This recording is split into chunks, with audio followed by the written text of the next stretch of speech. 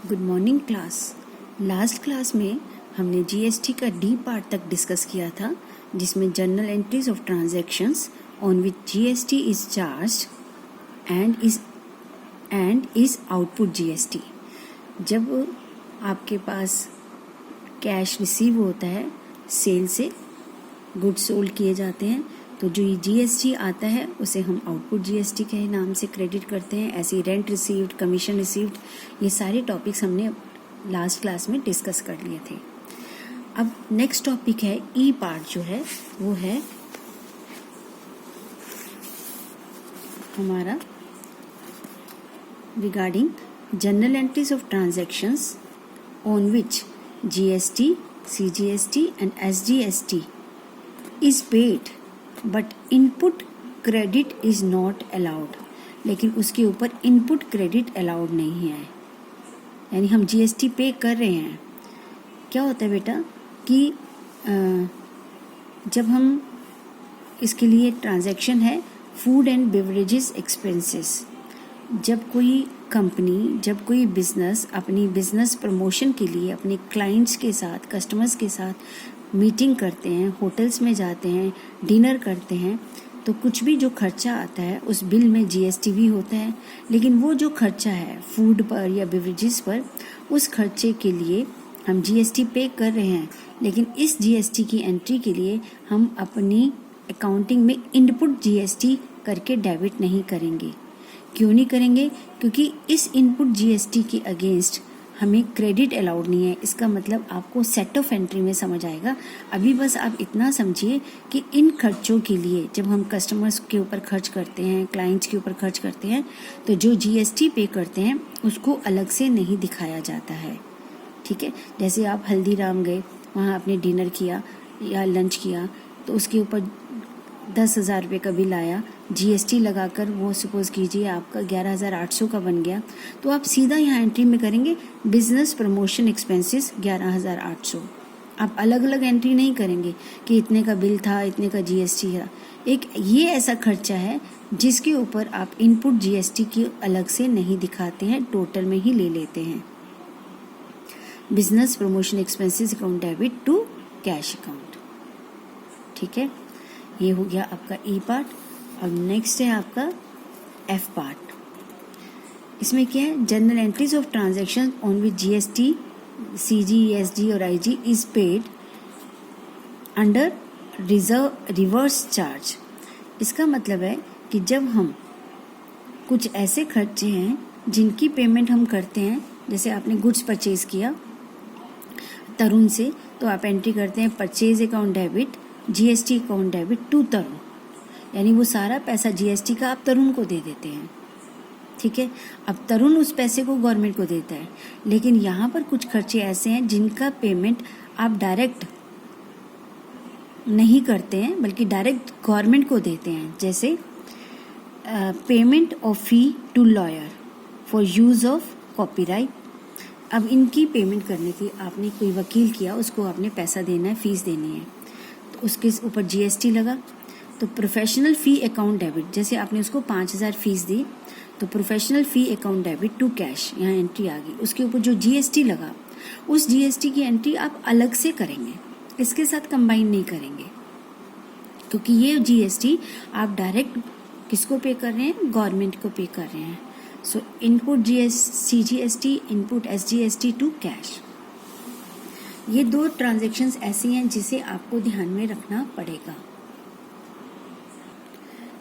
इस क्लास। अब हम जीएसटी से रिलेटेड कुछ एंट्रीज करते हैं वन बाय वन, जिससे आपको और ज़्यादा क्लियर हो जाएगा।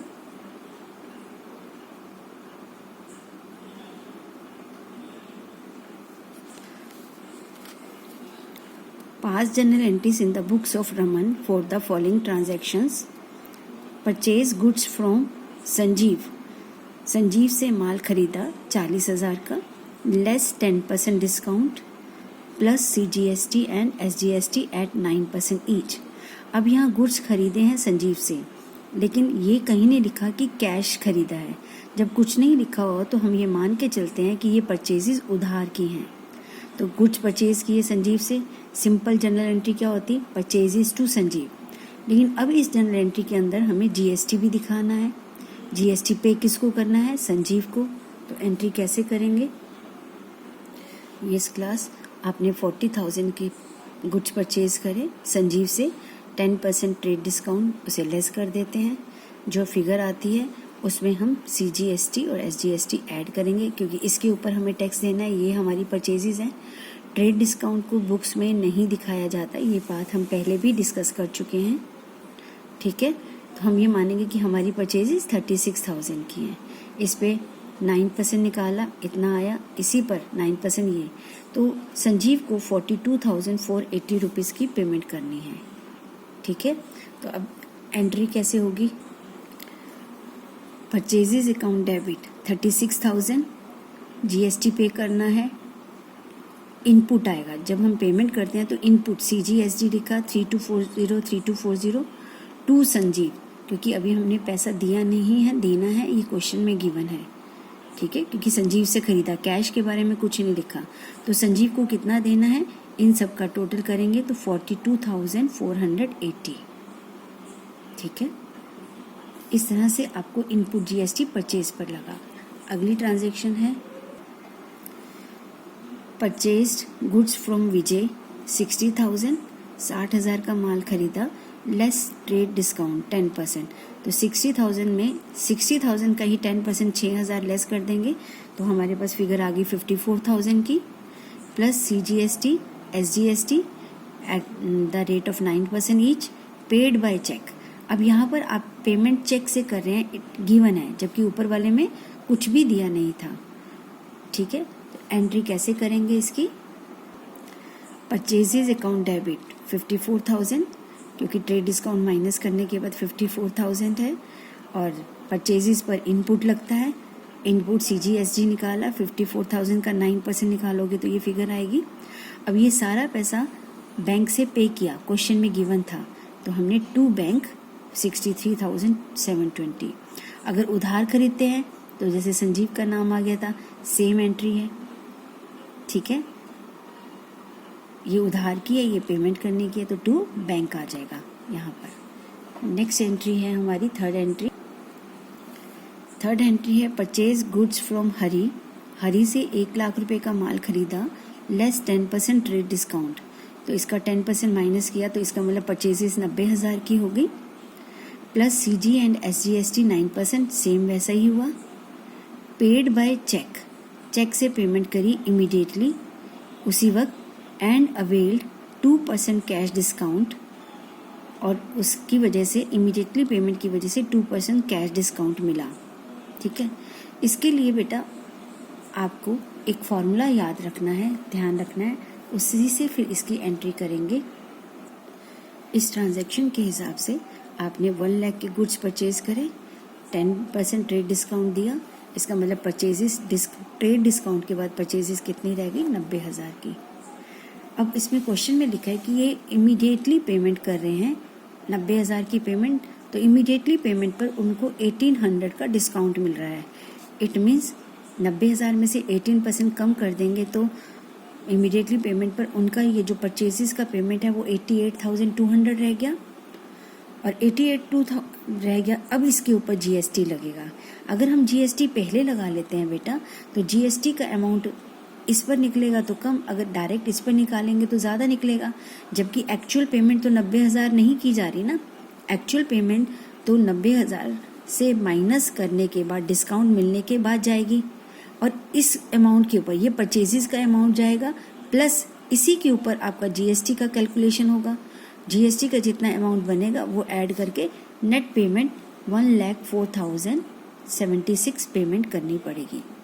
बस इसमें ये फॉर्मूला याद रखना है कि हमेशा जो GST है, अगर क्वेश्चन में ट्रेड डिस्काउंट भी है और कैश डिस्काउंट भी है, तो ट्रेड डिस्काउंट तो हम पहले ही माइनस कर देते हैं, इसका तो कोई इशू नहीं है। लेकिन अगर क्वेश्चन में कैश डिस्काउंट होगा तो कैश डिस्काउंट का अमाउंट माइनस करने के बाद जो फिगर आती है उस पर GST की कैलकुलेशन करनी है, ये बात आप ध्यान रखेंगे। जिन बच्चों के पास पुरानी बुक है उसमें कुछ और तरीके से किया गया है, लेकिन अभी जो लेटेस्ट बुक है उसमें इस फॉर्मूले के हिसाब से आपको समझाया जा रहा है, आप ऐसे ही करेंगे।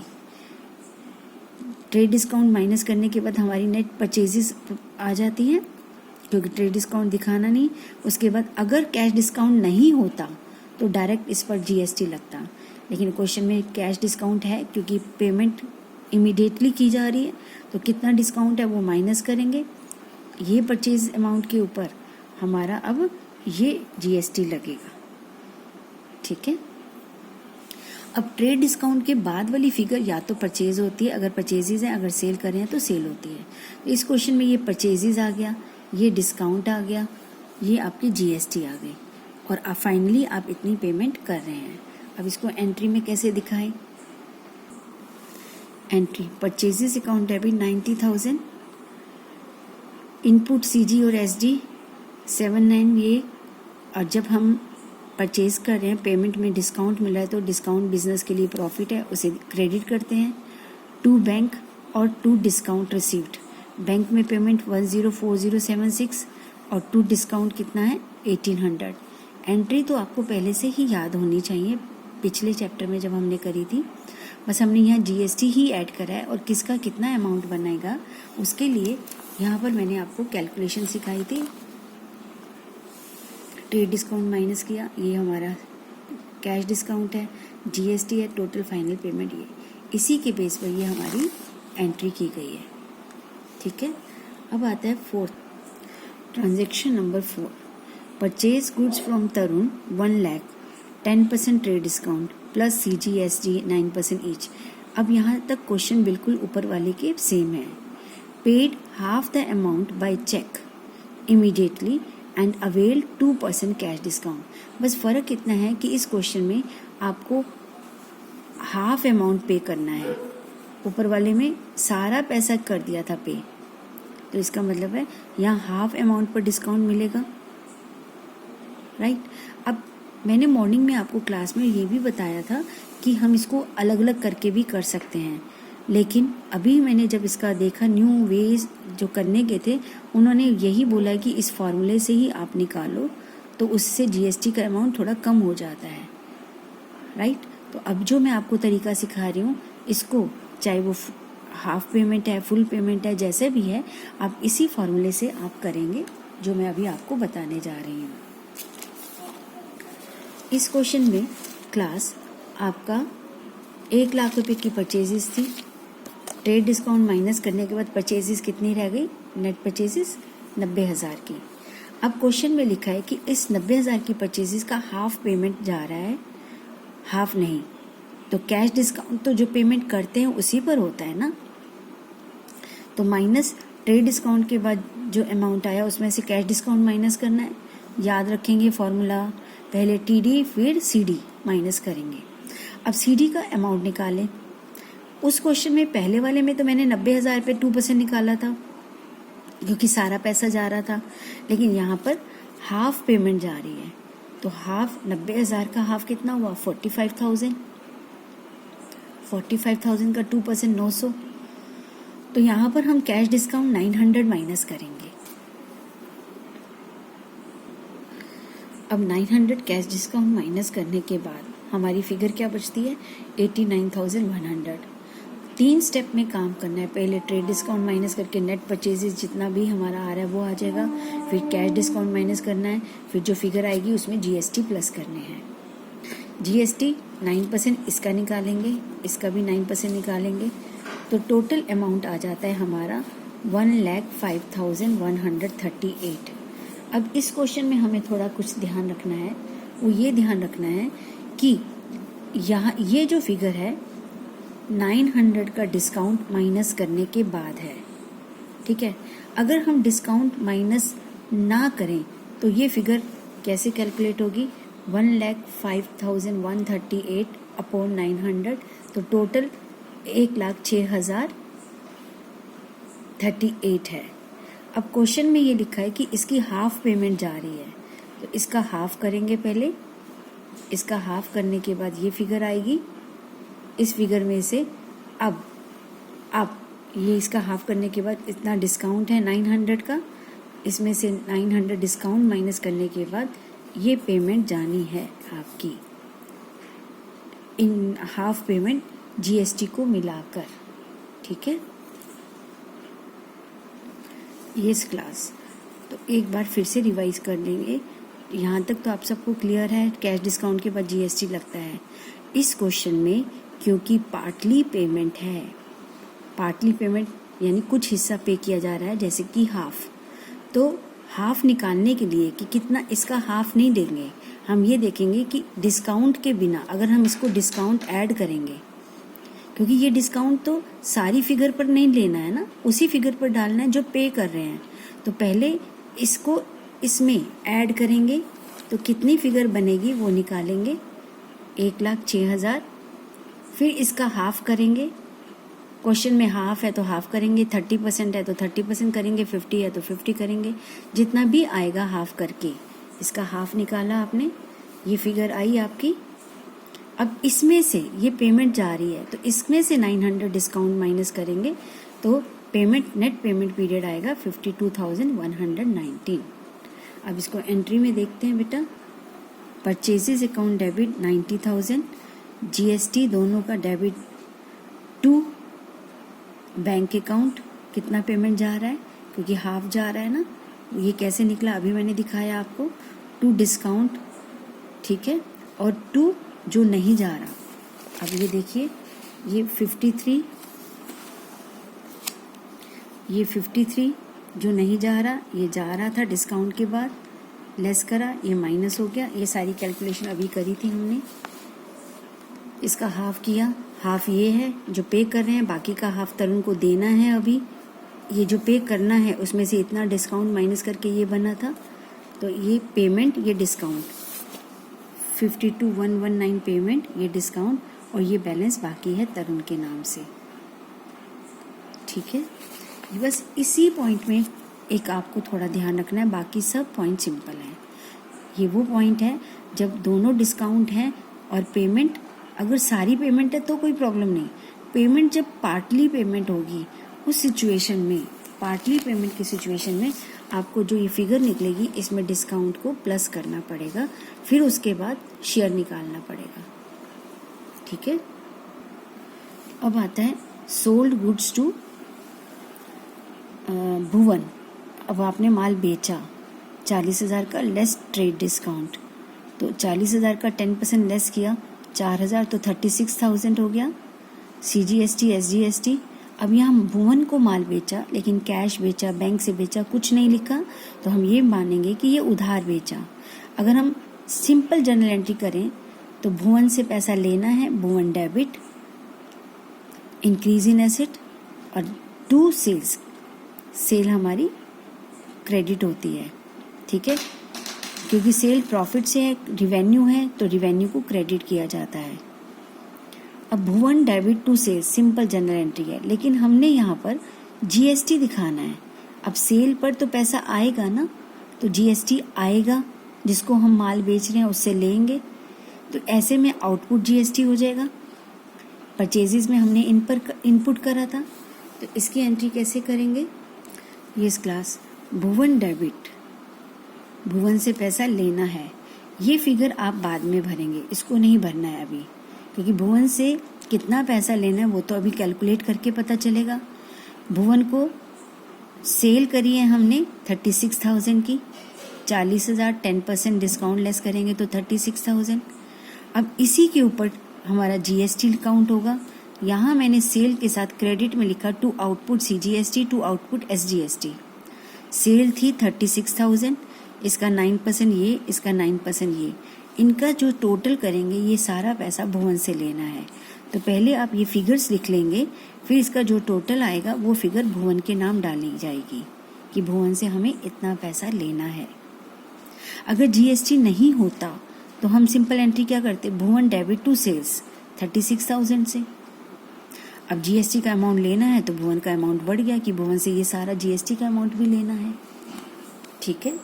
नेक्स्ट है entry number 6, sold goods to Varun 50,000 less 10%। इसका 10% लेस कर दो तो हमारी ये 45,000 की सेल है, ठीक है। सेल कितने की है, 45,000 की। ट्रेड डिस्काउंट है ये तो, प्लस CG और SG 9% each.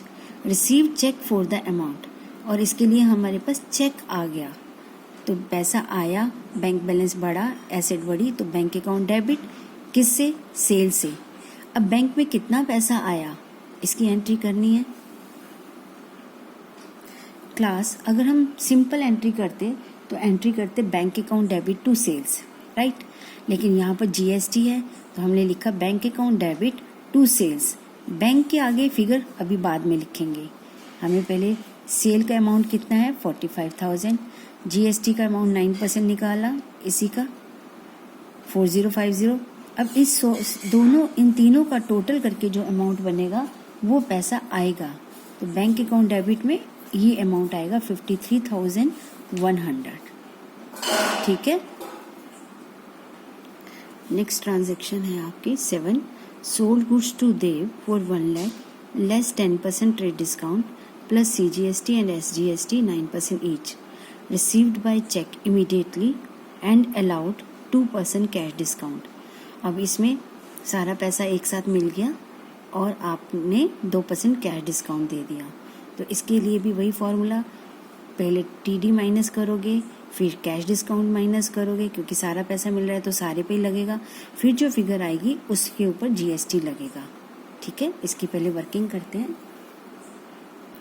Yes class, 1 lakh के गुड्स सोल्ड किए, 10% ट्रेड डिस्काउंट माइनस किया, फिर इसी अमाउंट पर, क्योंकि फुल पेमेंट जानी है तो इसी अमाउंट पर हमें कैश डिस्काउंट 2% माइनस किया 1800, तो हमारी जो सेल आई वो आई 88,200 की। अब इस सेल पर GST लगेगा 9%, दोनों अलग अलग, तो जो टोटल पेमेंट आएगी वो आएगी 1,04,076, ठीक है। अब आपकी सेल जो है 90,000 की, सारी इसमें डिस्काउंट माइनस करने के बाद ये है पेमेंट का। अब ये पेमेंट तो है लेकिन GST की पेमेंट भी जाएगी, तो इसको मिलाकर हमारी पेमेंट बनेगी ये वाली। ये सेल की पेमेंट है, ये GST की पेमेंट्स है। इसकी एंट्री कैसे करेंगे? आपके पास ये रिसीव करना है, हमें सेल करी है तो पैसा आएगा। तो बैंक अकाउंट डेबिट, जैसे यहाँ तो मैंने फिगर कैलकुलेट कर दिया बेटा कि बैंक में 1,04,076 आएगा, तो आप लिखेंगे बैंक अकाउंट डेबिट 104076। अब यहाँ पर डिस्काउंट पैसा मिल रहा है तो दे रहे हैं, तो बिजनेस के लिए लॉस है, इसलिए डिस्काउंट को डेबिट करेंगे। So discount allowed account debit 1800। Purchase में डिस्काउंट क्रेडिट करते थे क्योंकि वहाँ प्रॉफिट था, यहाँ लॉस है 1800 का। ये अभी मैंने कैलकुलेट करके दिखाया आपको 1800 का। सेल की एंट्री में ये हमारे लिए क्या हो गया? लॉस। तो डिस्काउंट अलाउड डेबिट करेंगे। टू सेल्स, सेल कितने की है? 90,000 की। सेल